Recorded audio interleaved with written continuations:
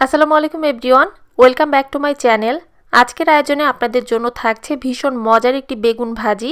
বেগুন ভাজি তো আপনারা অনেকেই অনেকভাবেই খেয়েছেন, তবে এই রেসিপিটি বাসায় একবার তৈরি করে দেখার অনুরোধ রইল, কারণ এটা দেখতে যেমন লোভনীয়, খেতেও কিন্তু ভীষণ মজার হয়। আশা করছি সম্পূর্ণ ভিন্নভাবে তৈরি করা বেগুন ভাজির আজকের এই রেসিপিটি আপনাদের সবার অনেক ভালো লাগবে। আর রেসিপি ভালো লাগলে লাইক, কমেন্ট এবং শেয়ার করার অনুরোধ রইল। তো বেগুন ভাজির জন্য এখানে বেশ বড় সাইজের একটা বেগুন নিয়েছি। প্রথমে বেগুনটাকে ভালোভাবে ধুয়ে পরিষ্কার করে নিয়েছি। এখন বেগুনের যে মাথার অংশটা আছে সেটা কেটে ফেলে দিচ্ছি। তারপর আমরা ঠিক যেভাবে বেগুন ভাজির জন্য চাকচাক করে বেগুনটা কেটে নিই, সেই একই রকম ভাবে এখানে আমি বেগুনটাকে কেটে নিচ্ছি। সবগুলো বেগুন এখানে একই রকম ভাবে আমি কেটে নিয়েছি।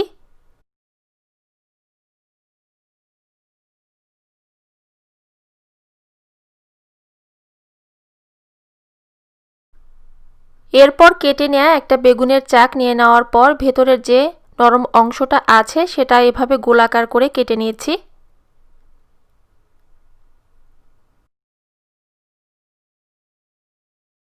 আর কেটে নিয়ে বেগুনের এই অংশটা ফেলে না দিয়ে ছোট ছোট টুকরো করে কেটে আমরা বেগুন ভাজিতে দিয়ে দিব। এতে করে বেগুন ভাজিটা অনেক বেশি নরম হবে।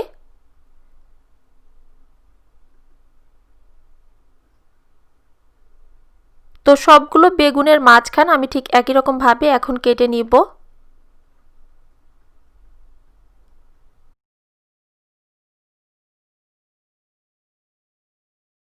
এরপর বেগুন ভাজির জন্য একটা মশলা তৈরি করে নিয়েছি।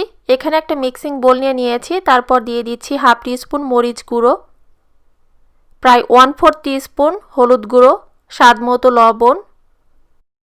মরিচটা আপনারা চাইলে আপনাদের টেস্ট অনুযায়ী এখানে বাড়িয়ে বা কমিয়েও দিতে পারবেন।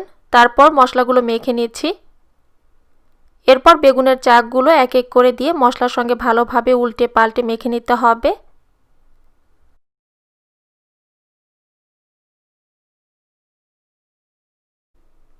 এক এক করে প্রায় সবগুলো বেগুন এখানে একই রকম ভাবে মশলার সঙ্গে ভালোভাবে মেখে নিয়েছি। এরপর চলে যাচ্ছি বেগুন ভাজির জন্য অন্য উপকরণগুলো রেডি করে নিতে। এখানে একটা মিক্সিং বলে আমি নিয়েছি টমেটো কুচি, ধনিয়া পাতা কুচি, কাঁচা মরিচ কুচি এবং পেঁয়াজ পাতা, সেটাও কুচি করে কেটে নিয়েছি।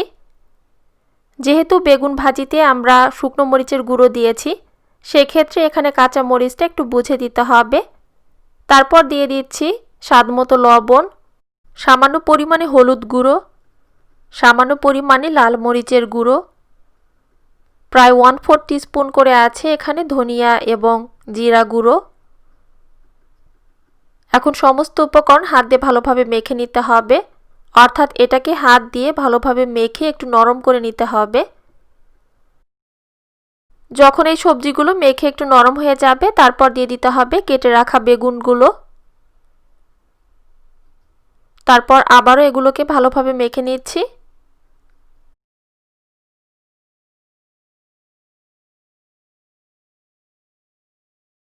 এরপর এখন এক এক করে 3টা ডিম ভেঙে নিচ্ছি। যদিও এখানে 3টা ডিম লাগতো না, যে পরিমাণ আমি সবজি নিয়েছি সেক্ষেত্রে এখানে 2টো ডিমই হতো। তো আপনারা প্রথমে আগে 2টো ডিম ভেঙে এটা মেখে নেবেন, তারপর যদি প্রয়োজন হয় তো পরে আবার এখানে ডিমটা অ্যাড করে মেখে নিলেই হবে। ডিমের সঙ্গে এখন সবজিটা ভালোভাবে একটু মেখে নিলেই জাস্ট বেগুন ভাজির জন্য ডিমটা একদম রেডি।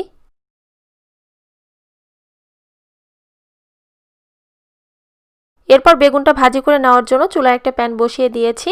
তারপর দিয়ে দিচ্ছি সামান্য পরিমাণে তেল। তেলটা হালকা একটু গরম হয়ে যাবার পর বেগুনের সেই চাকগুলো এক এক করে 2টো দিয়ে দিচ্ছি। চুলার আঁচটা এই পর্যায়ে মিডিয়াম থেকে সামান্য পরিমাণে কমানো আছে। তারপর সবজির সেই মিশ্রণটা বেগুনের সেই চাকের মাঝ বরাবর দিয়ে দিচ্ছি। এরপর একটা ঢাকনা দিয়ে ঢেকে দিব কিছুক্ষণের জন্য। আর চুলার আঁচটা এই পর্যায়ে মিডিয়াম থেকে সামান্য পরিমাণে কমানো থাকবে। খুব বেশি আঁচে কিন্তু এখানে বেগুনগুলো ভেজে নেওয়া যাবে না, সেক্ষেত্রে দেখবেন যে বেগুনটা খুব তাড়াতাড়ি পুড়ে যাবে এবং সবজি এবং ডিমের মিশ্রণটা কিন্তু ভালোভাবে আর সেদ্ধ হবে না। সেক্ষেত্রে চুলার আঁচটার দিকে লক্ষ্য রেখে একটু সময় নিয়ে এখানে বেগুনগুলোকে ভেজে নিতে হবে। একটা ঢাকনা দিয়ে ঢেকে দিচ্ছি কিছুক্ষণের জন্য, আর ঢাকনা দিয়ে ঢেকে দেওয়ার কারণে বেগুনটা তাড়াতাড়ি সেদ্ধ হয়ে যাবে। একটা পাশ হয়ে যাবার পর বেগুনগুলোকে উল্টিয়ে দিচ্ছি।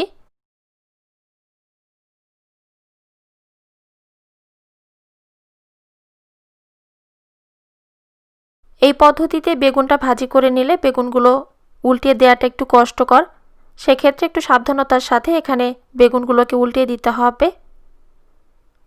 আর একটু লক্ষ্য করে দেখুন এখানে বেগুনগুলোকে আমি ঠিক কীভাবে উল্টিয়ে দিচ্ছি। বেগুন দুটো উল্টিয়ে দেওয়ার পর আবারও ঢাকনা দিয়ে ঢেকে দিচ্ছি কিছুক্ষণের জন্য। একটু সময় নিয়ে এখানে বেগুনগুলোকে উল্টে পাল্টে ভেজে নিতে হবে। তো বেগুন দুটো ভাজি করা হয়ে গিয়েছে। একটা কাঁটা চামচ দিয়ে আমি এটা ভালোভাবে একটু চেক করে নিচ্ছি যে বেগুনের ভেতরের অংশটাও ভালোভাবে সেদ্ধ হয়েছে কি না।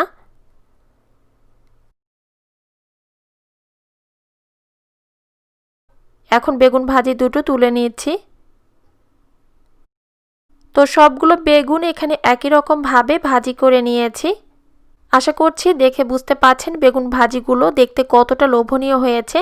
এই বেগুন ভাজিটা শুধু দেখতে নয়, খেতেও কিন্তু ভীষণ মজার হয়। তো আশা করছি সহজভাবে তৈরি করা, সম্পূর্ণ ভিন্নভাবে তৈরি বেগুন ভাজির আজকের রেসিপিটি আপনাদের সবার অনেক ভালো লেগেছে। আজকের রেসিপিটি দেখার জন্য আপনাদের সবাইকে জানাচ্ছি অসংখ্য ধন্যবাদ। সবাই অনেক ভালো থাকবেন, সুস্থ থাকবেন, আমাদের সবার জন্য দোয়া করবেন। আল্লাহ হাফেজ।